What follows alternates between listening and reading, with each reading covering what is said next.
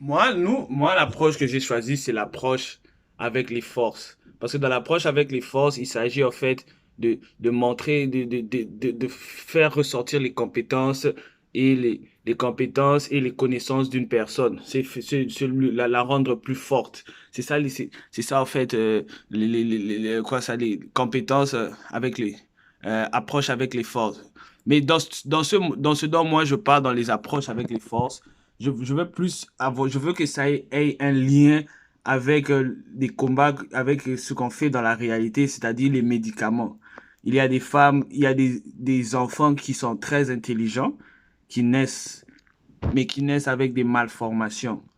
Donc, c'est là, on ne veut pas, dans l'approche avec force, on veut montrer leur force, que c'est des enfants, ils naissent avec des malformations, mais qui étudient, qui ont un cerveau, qui peuvent travailler.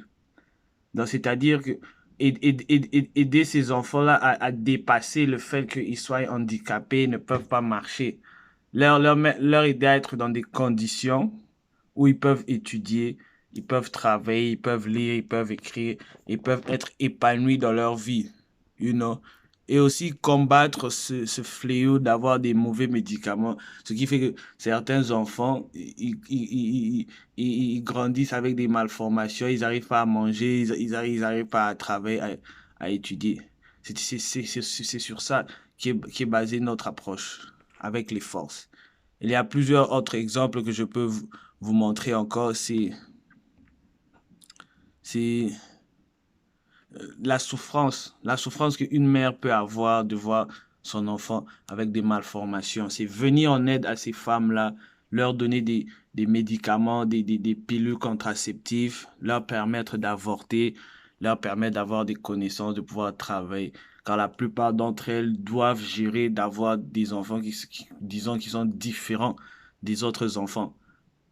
Et faut leur soutenir, leur montrer que cela n'est même pas, n'est pas vraiment un handicap, même si ton enfant n'est pas comme les autres. Donc, c'est ce que nous, on préfère faire, c'est aller vers la femme et lui montrer que tu es forte, que même si l'enfant est handicapé, même si tu n'as pas de mari, il y a plusieurs solutions de faire en sorte que l'enfant puisse travailler. C'est pas parce qu'il est handicapé qu'il doit mendier, qu'il doit rester à la maison, qu'il faut envoyer les autres aller étudier à sa place. Non.